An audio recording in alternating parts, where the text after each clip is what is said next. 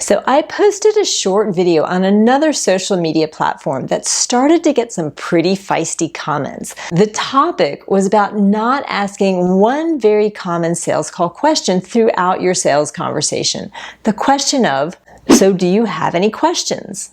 Now, I know my perspective seems wrong. Of course, we should be asking our clients if they have questions, right? Well, we're going to talk about that in this video and what I've experienced as the best way to handle your sales conversation to make sure your client is not left with anything unanswered while you lead them through a clear and intentional conversation that helps you understand their needs and they clearly understand your offer. My name is Jessie, and I help online experts and small business owners convert more new clients through having very effective sales calls. What I can tell you is that powerful, effective sales conversations are the fastest way to enroll more new clients, make more money, and grow your business. So if sales growth resonates with you and you bring clients into your business with sales calls, this is the place for you. We're glad you're here to join us. And if you're new to the channel, I want to invite you to subscribe. Hit the bell to be notified every time I upload new videos. And if you're a returning visitor, thank you for joining me. I trust this video will give you a fresh perspective that you can apply to your business right away. So I have to say, on the surface, it sounds wrong not to ask your clients if they have questions. And let me also say, you won't get a new client if they are not clear about what they're buying. A confused mind always says no, right?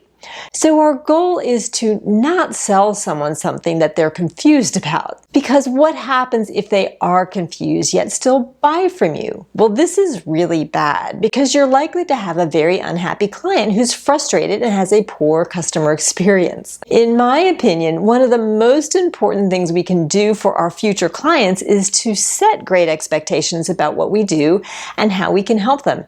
And all of this actually happens during the sales conversation. So why in my right mind would I even suggest that you don't want to ask your client, do you have any questions, as you're going through the sales call? Many of you likely think that sounds crazy or uncaring, right? Well, hear me out. My 20 plus years of experience in sales, handling thousands of sales conversations, has me seeing and experiencing this topic from a different angle, one that I found to be more effective, quite honestly. And no, my clients didn't hate me or feel as if I misled them. I never would have wanted that. As a matter of fact, I had extraordinary customer service, client retention, and sales success throughout my years of selling. So to start, I know it feels really natural to work through each phase of your sales conversation and then ask your client, do you have any questions? But think about the dynamic of that and what can happen to the call. How this question opens the door for your client to derail the conversation, taking the call in whatever direction they want and taking you out of leading the conversation in a natural and logical progression. So it could sound something like this. You've just started to learn about why they're on the phone with you and what situation they're looking to resolve. The conversation is in the early stages and your client doesn't really know much about you or your offer yet. If you ask, do you have any questions? This is what could happen. Yes, I have a lot of questions. Tell me the price of what you offer. What does it do? Does it do X, Y, and Z? And how long will it take? And what else comes with it? And what makes you the best choice? And on and on and on. Suddenly, they are in the driver's seat, running the call, and you are scrambling to answer their questions. Has this ever happened to you? It has to me early on in my sales life. Have you ever heard that the person asking the questions is in control of the conversation? Now, I don't love the word control, but let me just ask you, who should be in control of or leading this conversation? You or your client? You, of course. As the business owner, as the online expert who will be leading this client through your course, coaching, or offer, should they buy with you, you should be leading them. Your client ultimately expects this from you too. And when the client starts asking these questions early on in the sales conversation, there's a shift in the dynamic, a shift in the energy that takes you out of the leadership role. In my corporate world in the past, there were some leaders who managed questions that came up during meetings or training sessions beautifully by creating a parking lot where there's a board off to the side and all the questions that came came up during the meeting can be written down to review at a later time. These days, you see the same sort of thing happening in live training sessions with the chat box, where questions are noted in the chat section of the training so that the presenter can come back and answer them later, generally at the end of each section. This allows the meeting or training to stay on point, following an agenda that preserves the questions to come back to later, often with the result that the questions have already been answered during the presentation. Are you picking up what I'm putting down? Are you seeing where I'm going here? So should this happen, where your client does have a lot of questions and wants to ask them mid-sales conversation, what can you do in that moment to retain your leadership role? It's been my experience, as noted in the example I just talked about, that most of the questions your client has mid-call will be covered as you continue on with the conversation anyway, right? So thank them for the question, make note of it, and say that you want to be sure that you answer all of their questions before the conversation's finished, but that the question that they just asked will be answered as you continue the conversation. First, you really want to understand and get a thorough sense of what they're looking for to see if what you offer is even a good fit. A great example of this is a very common question about price. There's no sense in talking about the price of your offer if your offer doesn't solve the client's needs, right? There's no sense in talking about what else is included in your offer if what you do doesn't match what they're looking for. Does this make sense?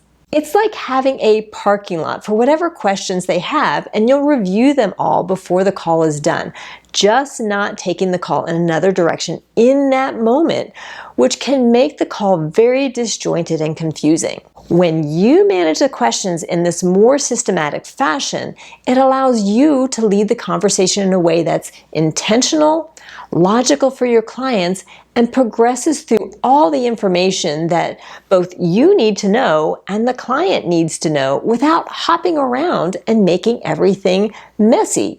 In the long run, the client will benefit and you preserve your leadership role, which is so important if you plan to have a successful working relationship together in the future. Believe me, I have certainly experienced clients who want to take charge of the conversation from the get-go, and my experience has shown me that if you let them, it can be a tough road for both of you if you work together later. You likely want to earn the trust and respect of your clients, and one of the best ways to do this is by leading them confidently through the sales conversation. Again, never in a pushy or pressure-filled way, that's not my style, but like a mentor, caringly and confidently leading the way.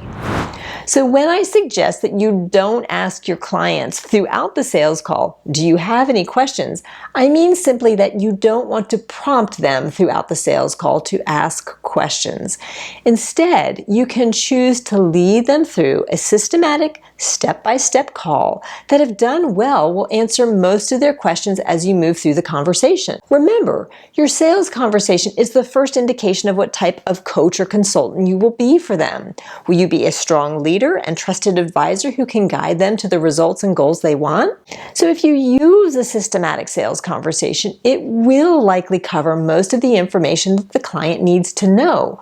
This sort of sales call allows you to ask deep questions so that you really understand what the client needs and what their goals are. And through this conversation, you can determine whether what you offer is a good match for them or not. This shows your clients you will be a thoughtful leader as their coach or consultant. It's then after you lead them through this deep and powerful conversation where you really get to know them and what they're looking for. Then that's a great time to ask them if they have any questions. And of course, if they do, you'll answer them. Remember, first, your clients are looking for a leader and someone they can trust to help them. So this nuance on how you handle the call keeps you in the leadership role and the trusted advisor role. Second, a confused mind will always say no to your offer. So you don't want to leave the call with unanswered questions for the client, but by asking this question at the end of the sales conversation, it ensures that that doesn't happen. Just like in meetings with the parking lot of questions or live online trainings where they go through questions in the chat at the end of the call, you can end the sales call knowing all the points you needed to cover with your potential client happened and that no questions are left unanswered on their part as well. There should be no confusion on your client's part about your offer that would automatically create a no. If you like what you're hearing, please be sure to subscribe to this channel, hit the bell to be notified of new videos, and hit the like button too. And I'd really appreciate it if you know other online experts who would like to fine-tune their sales conversations, share this with them too. As you may see, I'm all about non-pushy, heart-centered sales methods that can help make selling effortless for you and can help you convert more new clients from the sales calls you currently have. Simple as that. Learning the nuances of sales calls can change your sales results quickly. My clients have doubled and tripled their sales conversion rates in as little as 8 weeks. So these tips worked for them. They can work for you too. One more thing, I've dropped some free resources into the links below, like notifications of our next free live training workshops, free sales objections handling checklists, and a link to book a growth strategy session with me if you're looking for a more immediate impact to your business. Thanks again for watching. I look forward to seeing you next week with more sales tips to help keep you out of that pushy and pressure-filled sales zone, yet still signing up more and more new clients each and every day. Have a great week, my friends.